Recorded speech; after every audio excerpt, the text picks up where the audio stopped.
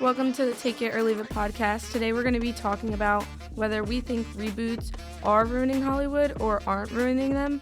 I think that they're not ruining Hollywood, and Sam thinks. I think they are ruining Hollywood. I think they're doing too much. So we're going to start the conversation off today with a huge debate on social media, which is the new live-action Snow White movie, starring Rachel Zegler and Gal Gadot. Gal Gadot as the evil queen and Rachel Zegler as Snow White. This was one of Disney's oldest and most iconic movies. It came out in 1937.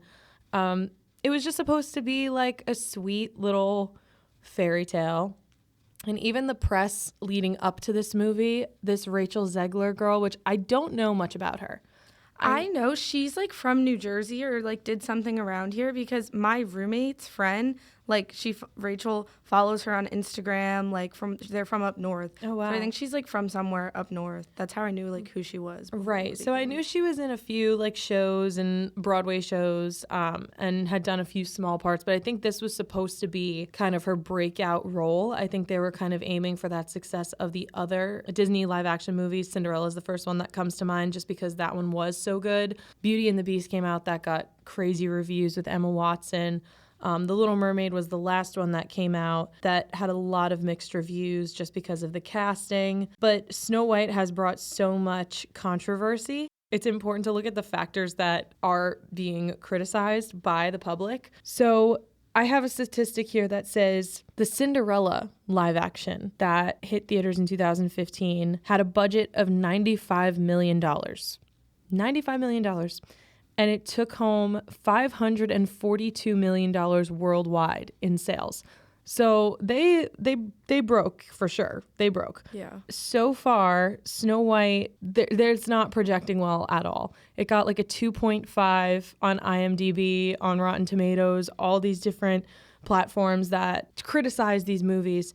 They're hating it. And two of the main things that made it so terrible in people's eyes is, first of all, that the whole point of Snow White was she had skin as white as snow and lips as red as an apple. And Rachel Zegler is not an actress with those characteristics. So you almost look like, okay, well, you cast like a blonde girl for Cinderella.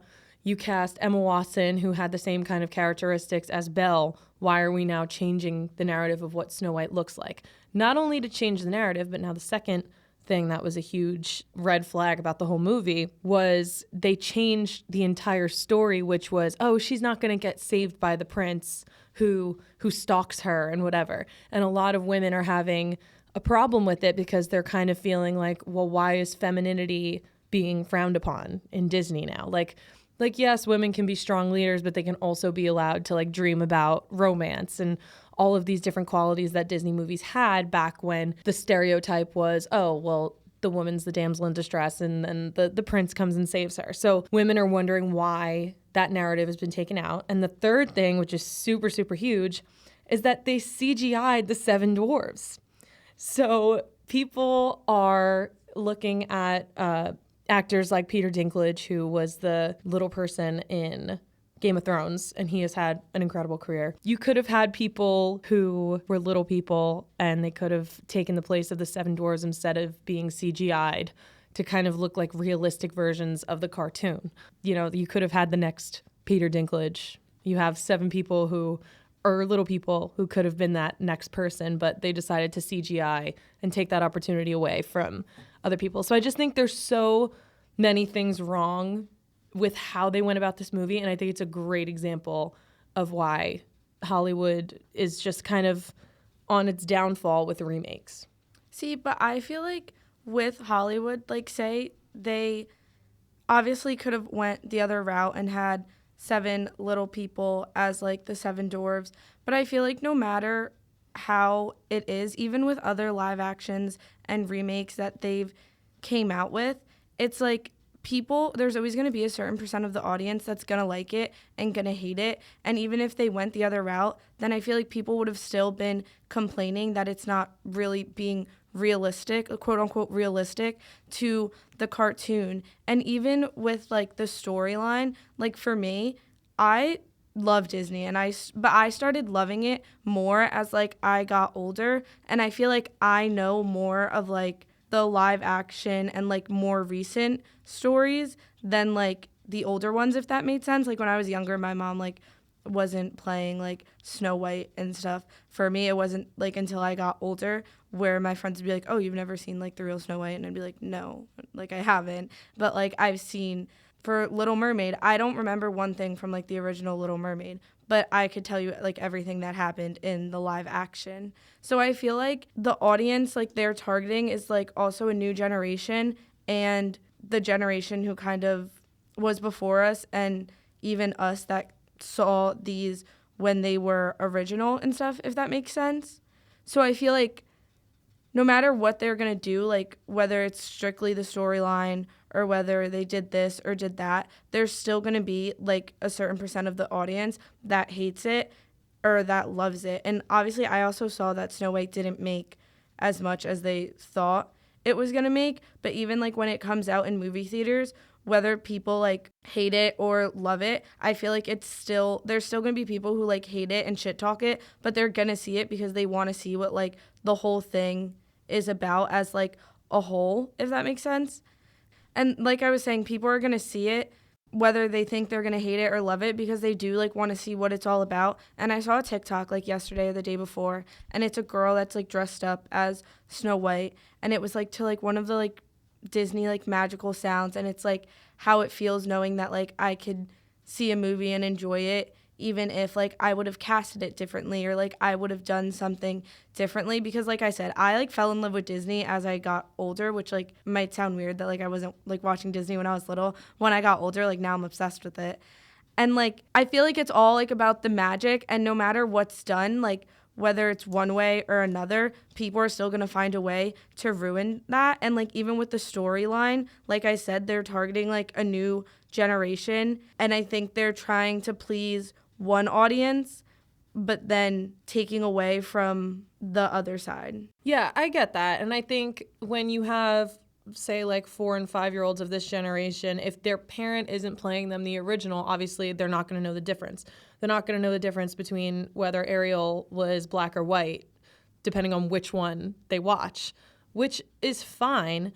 But it also, I feel like there are certain things that are like monumental to an era. Like one of the other movies I was going to bring up was Top Gun and Twister. Like they did remakes of those movies for a newer generation, but they also alluded back to the older movies so that that older generation who watched it when it came out, the original one that came out in the 80s or the 90s, they can still connect it back to that movie. I hate when they take a movie and totally revamp it to a point where it's like unrelated to the original. So I mean, I loved the Johnny Depp version of Willy Wonka and the Chocolate Factory. I loved it. The original with Gene Wilder, also a good movie. Did they have anything that connected them? No, but I think it really does depend. But mind you, it was a similar story. It was the same storyline, just more modernized.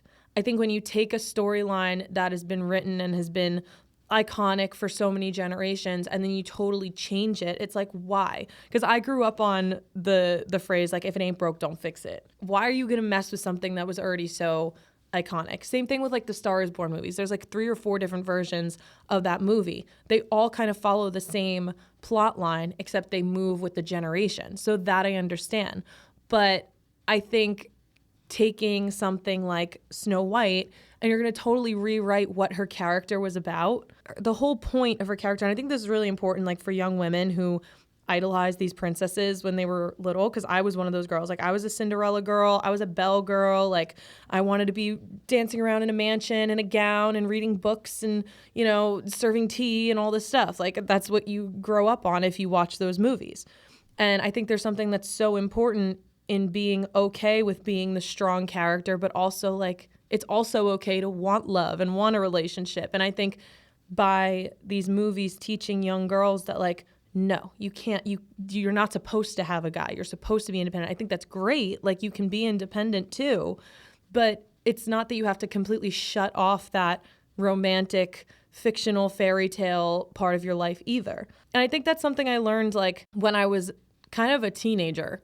Because when you're a teenager, you're going through all of that, like, ugh, I'm angsty and I hate boys and da-da-da-da. And there's still times in my life where I'm like, ugh, I hate men, I can't stand them. But there's also a part where I think you have to say to these girls, like, it's okay to want your prince, in quotes. You can't see me doing quotes, but to want your prince, to want to find that person that you can be strong with, but also go home to at the end of the day. And I think by completely erasing that narrative, it's just so harmful, I feel, especially to little girls. Because now they're going to grow up being like, well, all these movies taught me that I shouldn't want that. Like, I don't know. It just seems like even the rom-coms I grew up on. We could talk about, I don't even know, like How to Lose a Guy in 10 Days or 27 Dresses, all of those iconic movies back in the day. They had their career and they were independent businesswomen, but at the end of the day, they found somebody that they could spend their life with. And yeah, it was messy and it was chaotic, but that's the way life is. And that's why I feel like growing up with a certain dynamic, especially movies, I think movies are so important. Like, I don't think we talk about how important movies really are, because it really does like depict your outlook on a lot of things, depending on how you feel about a certain character. There could be a character that one person is so in love with and you're like, oh, I can't stand them. Like, they're so complicated and messy. And I don't know. I just think if it ain't broke, don't fix it. Don't change the storyline. I understand like wanting to bring back something that was iconic for its time. I know like they do a lot of like Back to the Future 30-year anniversary things, and like you see a movie marathon for Star Wars and all this stuff. But like even Star Wars, people who are invested in that world and that universe are gonna be obsessed with it no matter what. But to get somebody like me, who, mind you, I grew up on princesses, but I also had an older brother. So he was always watching Star Wars. So for somebody like me who was a casual viewer, you take me to go see the new Star Wars, I'm like, this is not as good as the original. Like, I can't get on board with this, you know? Like, and it's very much personal preference, but I do think that if they keep doing shit like this with Snow White and changing the storylines, like, Hollywood's gonna lose so much money. And I think it's gonna ruin these actors' reputations, because now listen to all the shit they're talking about Rachel Zegler. But There's my thing so is, much like, shit around it.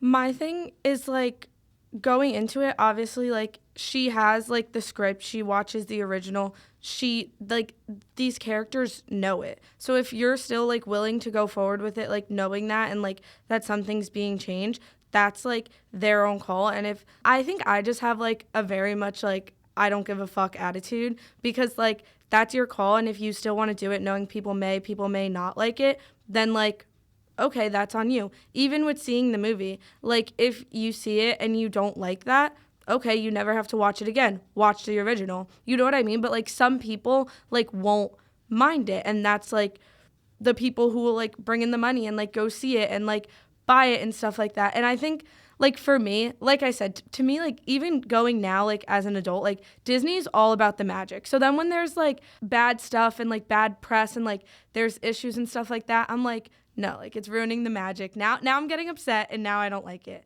Even with The Little Mermaid, people were like making a flip because Halle Bailey was like the live action Little Mermaid and she was black, and in the original like Ariel's not black.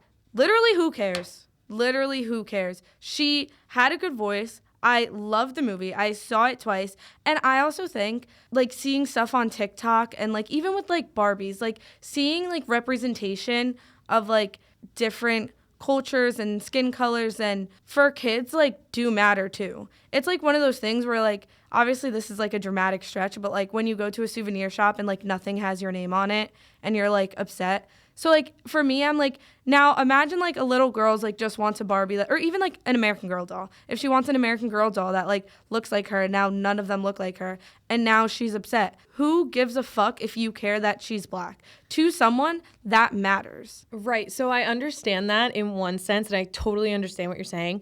But also, if you reverse it, this goes back to reversing the narrative. You cast, and this is not to be like any type of way towards anybody. I'm just saying to put it into perspective a little bit. So the original Little Mermaid, obviously we know her as she's the little white girl with red hair and purple shells and a green tail, right? Now you change that narrative. Now the live action is a black girl who has like dreadlocks. She's got like braids, different, characteristics about her. Now we have the Lilo and Stitch movie coming out, the live action, which I am a huge, huge Lilo and Stitch fan. Like when I tell you I know every single line, like that was my movie. So now you have Hawaiian people in this movie. If they were to cast Lilo as a little white girl, don't you think people would be outraged about that? But I feel like that's when it falls into like how many white princesses are there? Like there's Belle, Cinderella, The Little Mermaid, Rapunzel, Sleeping Beauty, but then like even like Tiana. Like if she was casted in a live action and she was white, then I think people are having a problem because their opportunities and their chances and representation are so minimal as it is. So now it's like being taken away even more. Yeah, but then that's making an exception, though. Because Well, don't you realize how that sounds, though? Because then if you were to reverse it with casting and be like, oh, well, there's plenty of opportunities for black actresses to play Disney princesses. If it was reversed, let's cast a white actress as a black Disney princess. Well, if like there was, like if a lot of the princesses were black. Yeah, this is all a hypothetical Yeah. thing, but I'm just saying when it comes to casting, it comes to people's perspective on how they view a movie or they view the original story versus the new story. It, like I said, with Lilo and Stitch, don't you think people would be outraged? Because again, mind you, no, there's not a lot of opportunities for Hawaiian actors and actresses to be in a Disney movie. Like when you really think about it, like, okay, well, that's what I'm like. Moana was what, Polynesian, and then Lilo and Stitch is Hawaiian. So really you only have those two chances. But if they cast a white girl, everybody would be like, what's going on? Well, that's why, like, in that case, yeah, I feel like people would think that because that they, like, fall in the, like, minority, like, category, if that makes sense. And, like, for me, like I said, who cares? Black, white, Indian, Hawaiian, don't care. I'm watching it. For me, I don't care. But I'm, like, looking at, like, the audience and, like, everyone as a whole. And, like, when you have, like, these minorities who barely have, like, the opportunity as it is, and then it's like getting taken away from them. But then you have like all the white princesses, and then it's like you're replacing like Tiana, for example, with a white princess when like every princess is a white princess. You know what I mean? I don't know. I disagree with that. That's something I'm heavily like, you know what? If you're gonna commit to making a live action story, have it resemble the original. But I also think like Lilo and Stitch is a very like Hawaiian culture themed movie. So I feel like that's something like you can't mess around with. But like Ariel, like it's not like even Moana, like Polynesian culture and like Samoan culture and stuff like that. It's a heavily like cultured and heritage movie. But like in The Little Mermaid, like what's so heavy on like culture, you know what I mean? Yeah, like obviously she's known as like you know her from the original as like this like white like Little Mermaid with red hair and stuff like that, but it's not like a culture based movie, if that makes sense. I understand that. I understand. But I don't know. I still think like Snow White even. It's not culture based, but her name is Snow White. They changed the narrative that she's called Snow White because she survived a snowstorm when she was a baby. So then how do you explain that? Now you're rewriting the whole thing. Yeah. So I think that's where we disagree because I don't know. I just think if you're gonna do it, at least like allude to the original storyline. It almost seems like they want to wipe the slate clean. And like, yes, everybody says, yeah, those storylines were outdated. Yeah, well, that was the art at the time. You're deciding to be an actress in a movie that was made at that time. Like, you are consciously making the decision that you want to be a part of the movie that was made in 1937. And now you're going to go back and talk shit in your press interviews and say like, well, you know, it's just kind of dumb that was how the story was written. But it was one of the most iconic stories of all time. You know what I mean? My thing, I think, with like the whole thing though is like even if like Snow White doesn't make as much money as they thought it would, or like even if like another live action or whatever didn't, would it be a thing for a little? Would they lose some money? Yeah, but I think the whole like ruining Hollywood as a whole, like for that is like a stretch. And I think outside of like everything like else I just said, just like that statement in general is why I would say like no, because it's not like my thing is like it's not like we're not going to get more live actions. It's not like this isn't going to happen again because live action's probably going to come out and people are going to be upset. Like even like the Moana one's coming out. I saw like a Tangled one might be coming out. So I feel like it's not stopping anything. You know what I mean? Yeah. No, I get it. But then what if they made Cynthia Erivo Rapunzel? I'm going to still watch the movie. No, I know you are. But, like, what kind of backlash would it get? Would it get any? Because, like, I love Cynthia Erivo. She's iconic. She's so talented. But Rapunzel, now, while it might not be culture-based, she is supposed to be in a predominantly white country, which is, like, Switzerland or one of those. just like Elsa and Anna. Yeah. They come from that kind of area. Yeah. So then how are we going to then write that into the story? Yeah, no, that makes sense. Nothing against Cynthia Erivo. I love her. No, I think yeah, she's no. amazing. But I Everything, think there's like- a visual component to a character. You know Rapunzel as the blonde girl with the long hair. That's why it gets so messy. It just because then you have the whole internet divided, and then everybody hates each other. But that's and then like, the that's box like office, the studio's losing money. Yeah. So I don't know. Even like I was saying before, like how you kind of said now, like the internet's divided. I feel like no matter what's done, because that's the thing, when you're taking something that's so iconic and like taking the original of something and trying to reboot it or remake it, no matter what is done, whether you change one thing, you change another thing, even if you keep it all the same, but someone just doesn't like one of the like actors or actresses like you pick, no matter what is done, I think it's hard to reboot or remake something and make it 100% to where everyone's gonna love it. Yeah. Well, then here's my question: why aren't we making more Black Disney princesses then? Why was Tiana in 2009 the first one? Yeah. Why haven't we had one since?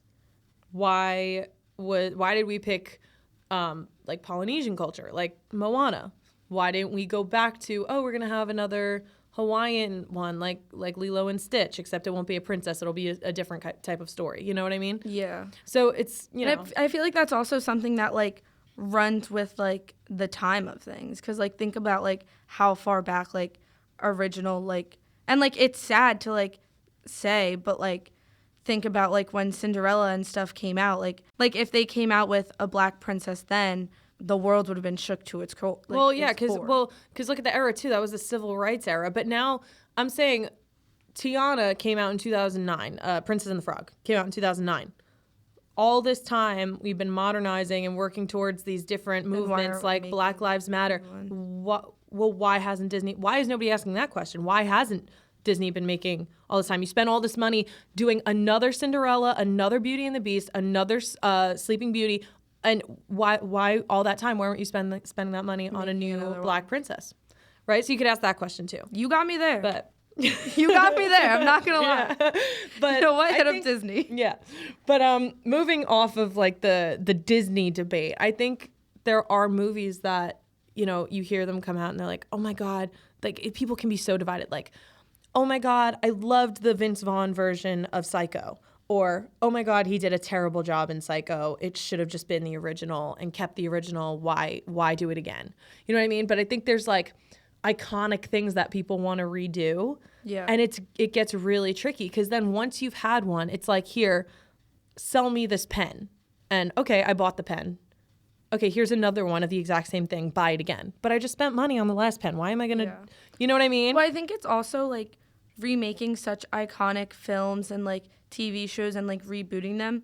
I think it's because like good or bad, no matter if people like it or not, it kind of brings like a sense of like comfort and nostalgia to like the audience, if that makes sense. I found something and it said, I'm the first to admit that I'll spend a pretty penny for a drop of nostalgia, as many of you would. The shows make us feel comfortable and nostalgic at the same time, and the companies know whether it's good or not, viewers are going to tune in. People are more willing to watch shows or movies that they're used to rather than starting over with a new one. Besides money, the largest reason remakes are in production is because Hollywood likes to modernize TV's greatest hits. They often set these shows in a modern decade to make the show feel more relatable to the watchers, which is like kind of what we've been going on about the whole time. But I like agree with that. I would rather like, even when like the new Mean Girls came out, I would rather sit and like watch the new Mean Girls than like a movie I've never seen before. But then why not just watch the old one? Because I want to see what it's about. That's the thing. If something new, but if they keep the same plot line, then no, I need to see like the new actors. Like that's the thing. Like when something and I like, heard the new Mean Girls was terrible. It was like cringe. Like that's when it's like they're targeting like this new audience too, because there was a lot of like they were like making TikToks in it. Like Elf Beauty definitely got like gave them a pretty check for that movie, because you saw like the lip oil everywhere, like the grip primer, like they got a pretty check from Elf. But like that's the thing is like for me, like I always want to see like what something's about like when it's new. Like I could tell you more about what happened in the new Mean Girls than the old one. And Yeah, I don't know. I feel like that may just be like personal preference and value for original work, maybe. Yeah. I think maybe because I'm a person that does create because I write songs. Yeah. I find more value in original work than Yeah. something that's been copied. Just like there's a song, I don't know how often you listen to country radio, but Cole Swindell's song, She Had Me at Heads Carolina. Oh, yeah. Yeah. I know that song. So that song is ripped off from a Jody Messina song from the 90s called Heads Carolina, Tails California. So he based his whole song around a girl at karaoke singing that song from the 90s, except the hook was exactly the same. Heads Carolina, Tails California. Yeah. So that's why I'm like it's for me. I'm like, why make your own art, even for and writers I think and that's producers. also why, like with a lot of our topics, we're like very like at different sides of it because you do have that like I don't. Because there's like nothing in the world like I'm good at. Like Stop. I don't dance, I don't sing, I can't make a video. Like I'm literally not good at anything. And I think you have that like creative work ethic in you that like I like really don't, which makes you value it more. And like I'm just like I just need to see what it's about. But it's good though because you're the audience perspective and I'm more of the creator perspective. Yeah. So that's what makes our debates interesting. Yeah, no, it does because like I just like I want to see like the hype because like my thing is especially with TikTok, like at first I was like I'm not gonna watch the new Mean Girls, like I'm good,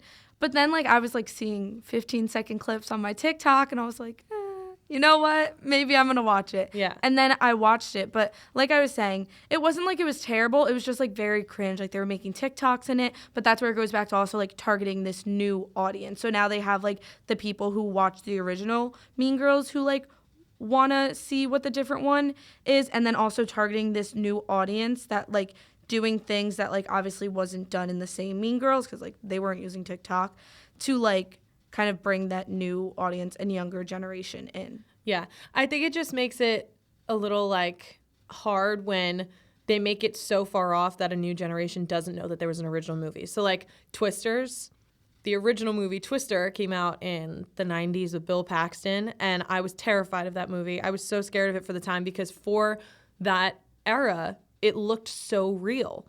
Now, like, we have that expectation of CGI. So now that's why I heard, like, my parents, like, they loved the movie Twister. And when Twisters came out, the one with Glenn Powell, they were like, oh my God, it was so good because the CGI was, like, insane. It was so much more, like, you know, over the top more than the first one, which I understand. I still haven't watched the new Twisters movie just because I'm like, I loved the original one. Like, I don't really want to watch the new one, even though there was all this hype around it. Yeah. I mean, every country singer you could think of came up with a song for this new movie. I mean, the campaign was insane.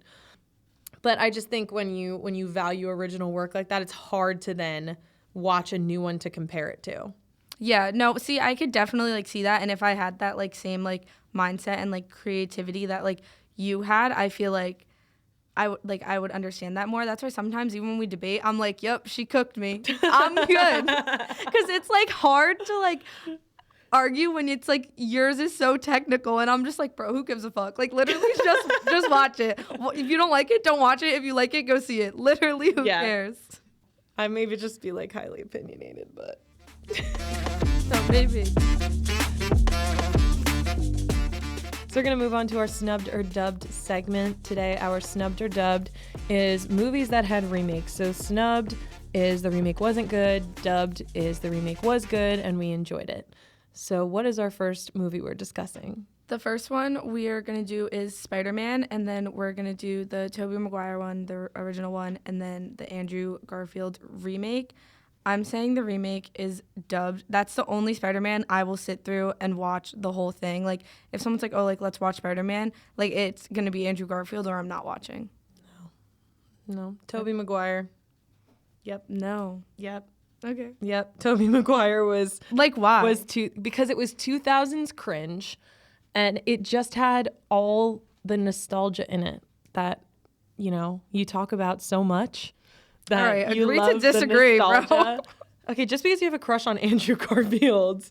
No, but it's like, that's like something, like, there's movies, like, I've seen the Tobey Maguire one. Do I remember half the things that happened? No. Probably the same things that happened in the Andrew Garfield one. Yeah, one. but, like, I remember it more from there on my TV. Like, the Andrew Garfield one than the Tobey Maguire one. Okay. Next movie. The next movie we're going to do is Beauty and the Beast. We're going to do the original and the live action. I'm going to say dubbed because I was bored during the live action, which is going to go against like everything I talked about the whole time. But like I fell asleep in the movie. Sorry. So sorry. Oh my God. Okay, so I need to keep you guys on your toes. You never know. Yeah, for real. They're not going to know who to agree with You're anymore. not going to know. They're going to be like, well, she had me in the first half. All right, well, Little Mermaid dubbed. Like, it just depends. Anyway, Beauty and the Beast. I'm gonna say dubbed because I loved the original. The original is my go-to. Another Disney movie that I know every word to, and I thought they did such a beautiful job with the live action. I thought she captured Belle's essence so well, and I thought they carried over the storyline from the original perfectly. I feel like she was a great Belle, so I'm gonna say dubbed. She did a good job. And then the third movie we're going to do is A Star is Born. So we're going to do the original and then the one with Lady Gaga and Bradley Cooper. I'm going to say dubbed. The remake is dubbed. Okay. I really like that movie. I could watch it 100 times. I could sing the track too. Yeah. Oh, I'd love to hear that one day. No, you wouldn't. You wouldn't. I'm also going to say dubbed actually because I think Bradley Cooper and Lady Gaga really had that chemistry that I'm not sure Barbra Streisand had in the original. So I don't know. People are probably going to hate me for that, especially the gays. The gays love A Star is Born. The gays are going to hate me for that. But yeah, I think they had good chemistry. That's one, though, that I'm kind of on the fence with as well because they really did modernize that story. But I think it was perfect for the generation. So this is also kind of going back on what I said, too. See, I feel like that's the thing for me, too, like their chemistry and just like the way they like connected through the movie, like really like it made me, because like when I know like a movie's fake and like two people are like in love, I'm like, bro, this is all fake. Yeah. Like I cringe, but for that I didn't. Yeah, because it was even off screen too. Like, do you remember when they sang together at the Oscars or something? Like it was it's beautiful. So good. Yeah. I was like, they should be together. And Bradley Cooper's wife or girlfriend was just sitting there like, yeah. Yeah, I could never date an actor. I'm good. Oh, same. Anyway, I think that concludes our snubbed or dubbed. Make sure you follow us on our Instagram at takeit.or.leaveitpodcast because every week we've been doing polls in our comment section on who you sided with, if you sided with me or Giovanna. And leave us your comments. We'll be posting some content on there for each episode starting in the next few days and weeks to come. So thank you for listening. Thank you.